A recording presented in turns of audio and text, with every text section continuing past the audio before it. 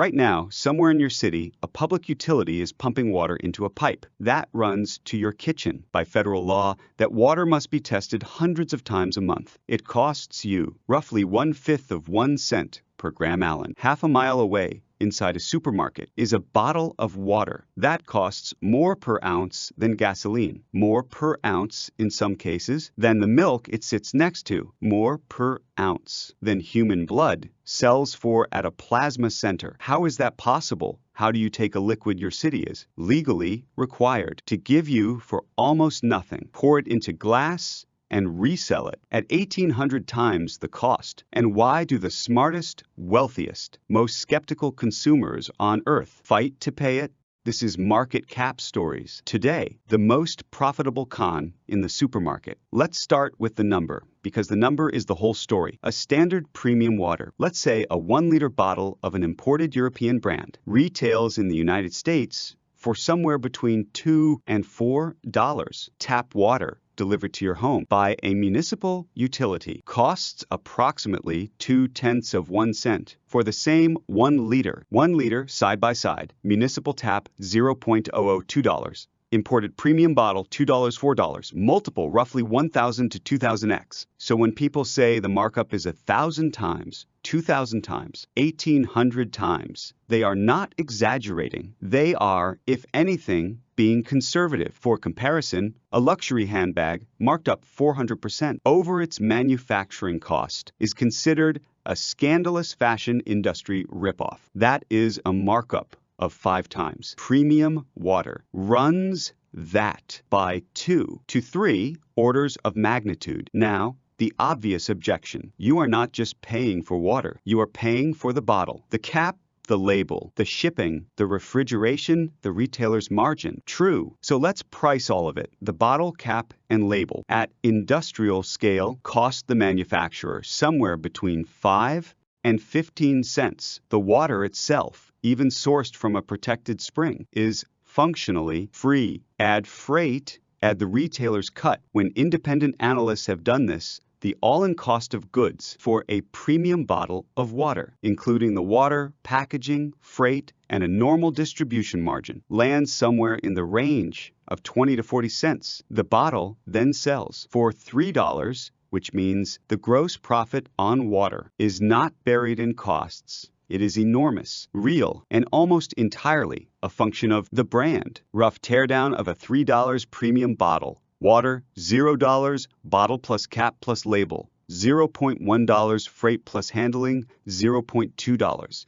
Everything else, $2.7, is brand, margin, and myth. So here is the thesis of this entire episode stated up front. The bottled water industry does not sell water. It cannot. Water is a commodity, indistinguishable, available for free from a tap 8 feet away. What it sells is the one thing the tap can never print, a story. And the genius of the business, the reason it is one of the most profitable consumer categories on the planet, is that it figured out how to charge luxury, good prices for the cheapest molecule on Earth. To understand how we got here, you have to understand that for most of the 20th century, bottled water barely existed in the developed world. Why would it? One of the crowning achievements of modern civilization was clean, safe, free drinking water. From a public tap to sell someone a bottle of it would have seemed insane, like selling bottled air. The turning point came in 1977.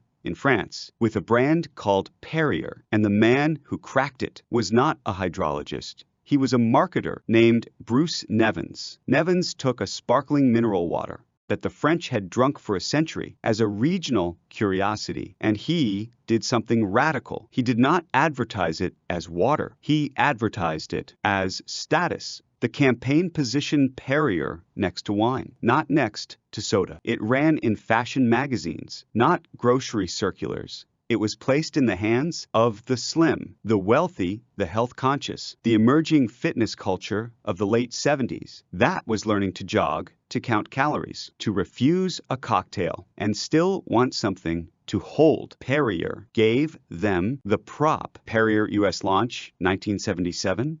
Marketing budget, $5 million.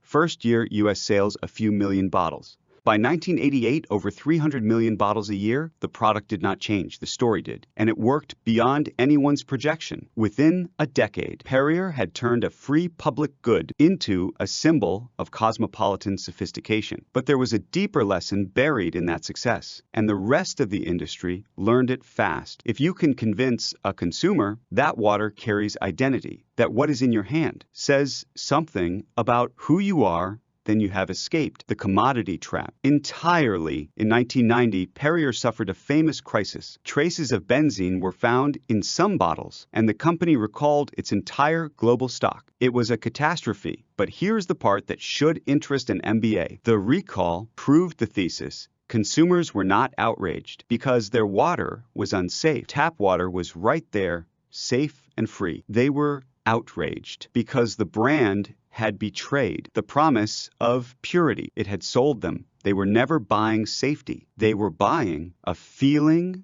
and the feeling was the product. Once the industry understood that it was in the story business, not the water business, it got very good at manufacturing stories. And the most powerful story in bottled water is geography. Where the water comes from. Consider Fiji water. The entire brand is built on one idea, that this water comes from a remote, untouched tropical aquifer on a Pacific island, filtered through ancient volcanic rock, sealed off. From the modern industrial world, the famous tagline leaned into it directly. The water is so pure, precisely because it is from somewhere you are not. Fiji water, bottled in Fiji, shipped 5,500 nautical miles to the U.S. West Coast. The water travels farther to reach you than almost any food product in your kitchen. Now hold that image, the untouched paradise, against the logistics. That water is bottled in the South Pacific, loaded onto diesel container ships, and carried 5,500 miles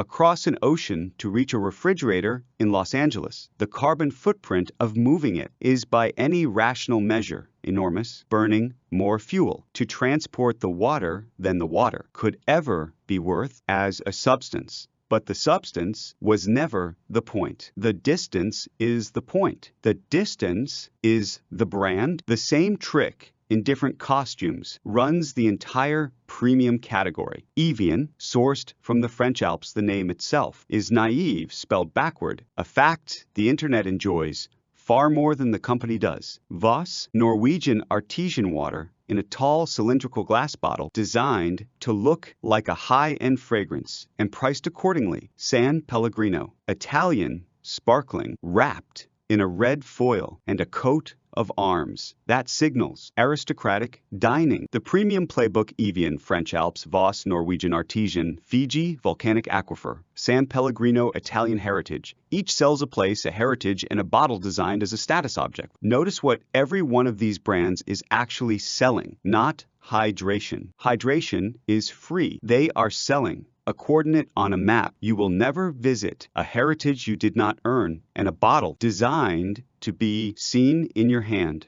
The label is a passport to a place that exists mostly in the marketing department, and to be fair, there is occasionally a real mineral difference. Some mineral waters genuinely contain distinct levels of calcium, magnesium, or bicarbonate, which a discerning palate can sometimes detect. That is real, but it is also a rounding error in the price. The mineral content does not justify 1,000 times markup. The mineral content is the alibi.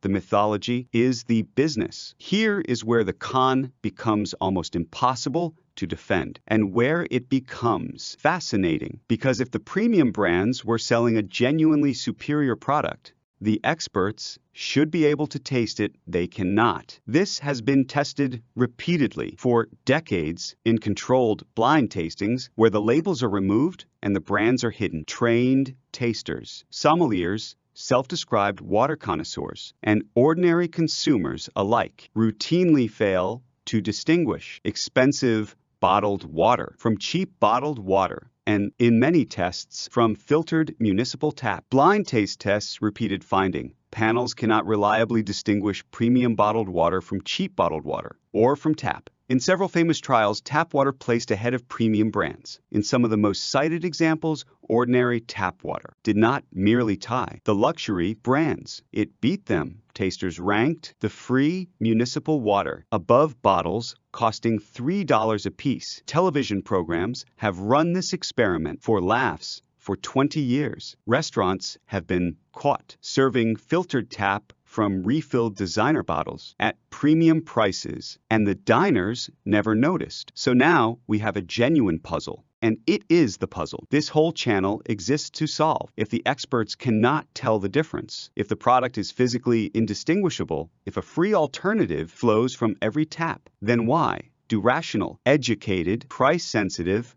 consumers keep paying the 1,800 times markup on purpose? The answer is not stupidity. The answer is psychology, and the industry understands that psychology better than you do. In economics, there is a concept that explains almost everything about this category. It is called price as signal, or the price quality heuristic. The idea is simple. When a consumer cannot directly judge the quality of a product, they use the price itself as the evidence. Expensive must mean better. It is a mental shortcut, and it is devastatingly effective. Price quality heuristic. When buyers can't directly assess quality, they treat price as the signal of quality. Raising the price can increase perceived value and demand. Here is the part that breaks the brain of anyone trained in classical economics. For most goods, raising the price lowers demand. That is the most basic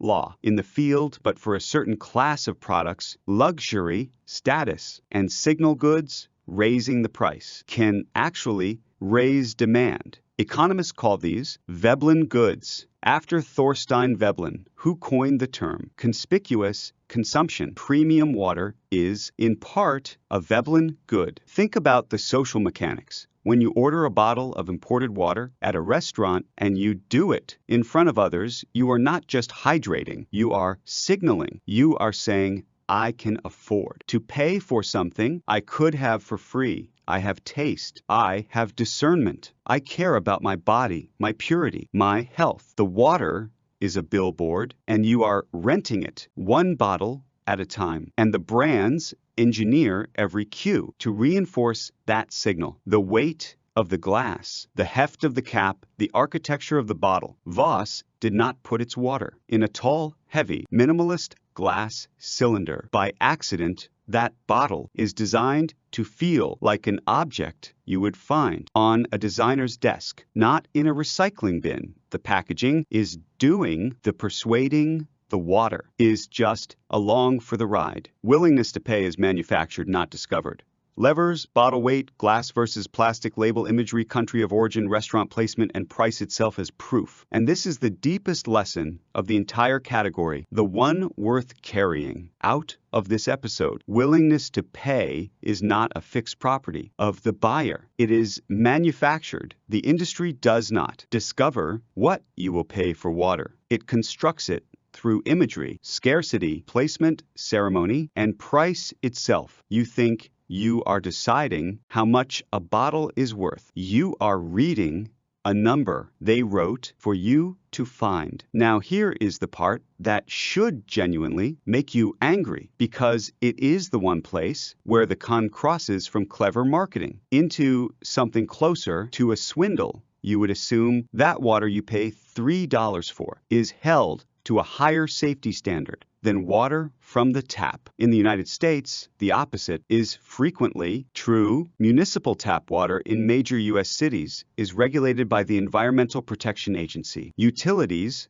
are required to test constantly in large systems hundreds of samples every single month, and to publish the results in a public report that lands in your mailbox once a year. Bottled water, by contrast, is regulated as a packaged food by the Food and Drug Administration, a different agency, a different, generally lighter regime. U.S. oversight split, tap water, EPA, frequent mandatory testing, public annual reports, bottled water. FDA regulated as packaged food, generally lighter testing and disclosure requirements. And there is a loophole inside the loophole. FDA bottled water rules, historically applied mainly to water shipped across state lines. Water bottled and sold within the same state could fall outside federal oversight entirely, landing under a patchwork of state rules of wildly varying strictness. So a meaningful share of the bottled water Americans buy has been tested less rigorously and disclosed less transparently than the tap it is sold beside. And then there is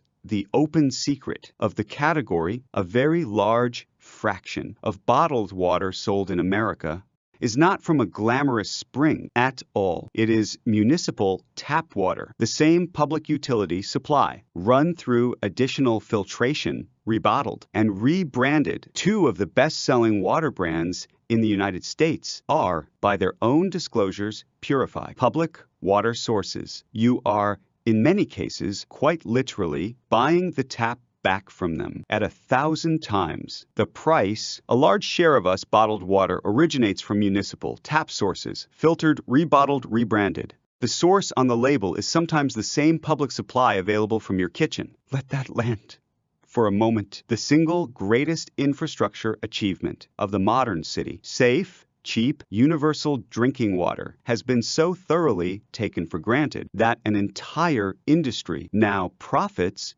by selling it back to the very public that already paid to build it. The con is not that the water is bad. The con is that you forgot you already own the well. Step back and look at this as an investor would, because the financial structure is genuinely beautiful and it explains why every major beverage giant has fought to own a piece of it. The economics of premium water are close to a perfect business. The primary input, water, is nearly free and effectively infinite. The product does not spoil, does not go out of fashion, and is consumed daily forever by a growing global population. The brand, once established, commands pricing power far above its cost, and demand is anchored not to need. Need is satisfied by the tap, but to identity, which has no ceiling. Why beverage giants love water?